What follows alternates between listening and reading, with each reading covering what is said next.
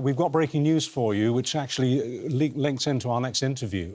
French media is currently reporting that at least 5, maybe up to 7 migrants have died attempting to cross the Channel this morning, with a police operation currently underway south of Calais. So between 5 and 7 migrants have died in an attempt to cross the Channel today. Well, this comes as the Prime Minister says nothing's going to stand in his way of getting flights deporting asylum seekers to Rwanda off the ground. The illegal migration minister, Michael Tomlinson, joins us now from Westminster. Do you have an update on what is happening in the Channel this morning? Susanna, no, I don't.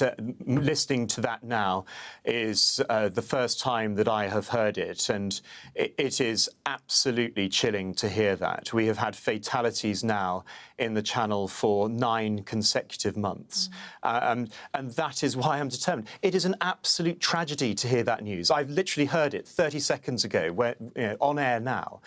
But that's why I am so determined. That's why the Prime Minister is so determined to stop the boats. We cannot see these evil criminal gangs who don't care, frankly, whether you live or die, smuggling people onto these boats, taking their money. That's all they care about.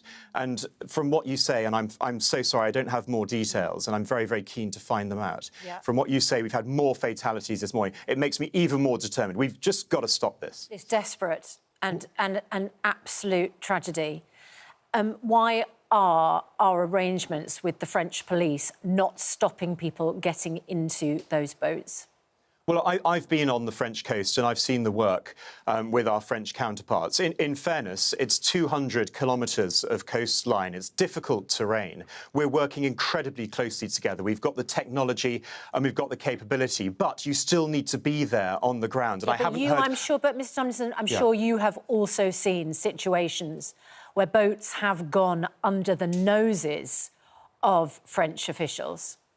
Well, there are examples, for example, where boats come along the canal and then people wade into the sea. You are right. But actually what we're seeing is the smuggling gangs changing their MO, their modus operandi, their method of operating.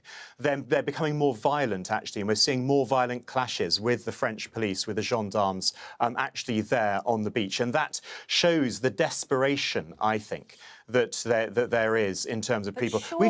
We've just got to stop this. It's a moral. Yes. It's such a moral and compassionate case. I totally agree. Have to stop this. No one is disagreeing with the fact that we've got to stop, for whatever reason, we've got to stop people being in a situation where we have human beings dying in the Channel in a desperate attempt to come here. But I cannot understand when we've put so much money into this situation that we cannot get the French officials to simply save those lives by stopping them getting into those boats. I mean, this idea that the Rwanda scheme, which we have been threatening for 2 years, is going to deter people getting into those boats, when it's only going to take a couple of 100 people over to Rwanda, even if it works. It is not going to put desperate people off. If dying in the Channel isn't going to put them off, being sent to Rwanda is not going to deter them. The Rwanda scheme is the final piece of the jigsaw. It's the deterrent effect. And I can give you an example of where this deterrent effect has been up and running and has worked. We see almost no Albanians getting into small boats at the moment. Numbers have decreased by more than 90%.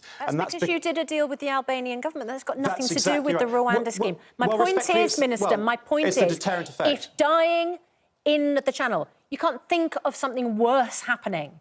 If dying in the Channel is not going to put you off, the remote threat of being one of the tiny number put on a plane going out to Rwanda is not going to deter you. So I ask again, why don't we do more with our French counterparts to stop those people getting into the boats? Let me answer that, but let me answer that firstly by telling you about the deterrent effect that we have seen, because we have seen numbers down by more than 90%, because people know from Albania that it's not worth their while coming, because they'll be put straight on a flight different scheme, and they'll and go meanwhile back. the numbers are up this year, people crossing the Channel. Susanna, you're right. It's a different scheme, but it's the same deterrent effect that we've seen, and we see almost no Albanians trying to get on the boats. I'm determined to stop the boats. The deterrent effect will be up and running, but you're right to ask about our partnership with the French, because we are doing lots with the French. I explained about the difficult terrain. We want to do more. I'm going out, in fact, to northern France later on next month to open the ZCC, the new coordination centre, to ensure that all the organisations and bodies can coordinate properly itself together. I'm absolutely stunned by the news that you just read out to me, literally the moment before I came on. We can just give you some clarity on that news. It's been confirmed so far that the number is actually 5, that 5 people have lost their lives in the Channel this morning. Look, thank you.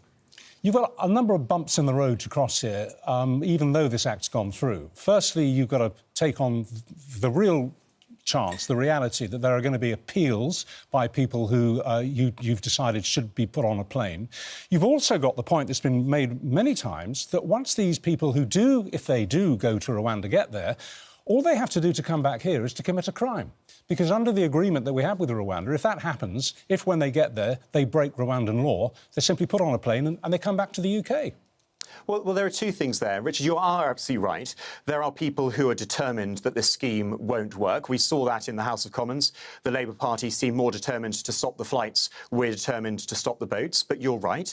There's been, we can envisage legal challenges. People are already talking about that. And I think it's probably inevitable that there will be legal challenges of one sort or another. And we must overcome them. That's why I was so determined to ensure that the legislation was clear and unambiguous. And that means that the courts must abide by what happens, what Parliament says, what the Act of Parliament says. And so that is absolutely right. You are right. There will be challenges that will be put in our way. On your second point in relation to those who commit offences, well, it's not an automatic scheme. That isn't right. But the treaty does envisage a wide range of scenarios, as you would expect. It's an international agreement.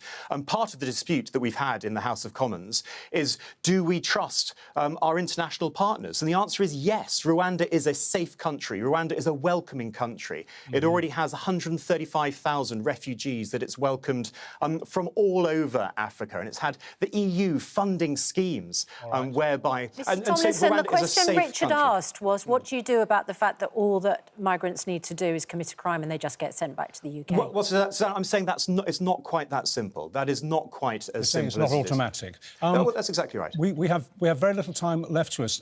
You talk about the deterrent effect. In your position, what would you predict would be the minimum deterrent effect? In other words, where would you draw the line where you would say, yeah, it's been a success?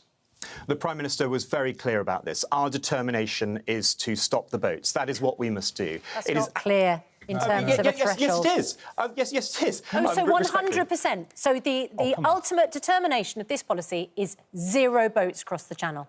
My ultimate determination is to ensure that we stop the boats. That is my determination, and that is the Prime Minister's determination, and we need to do just that. All right. If we get any more news from the Channel, it'll be from the French, we'll bring it to you before the end of the programme.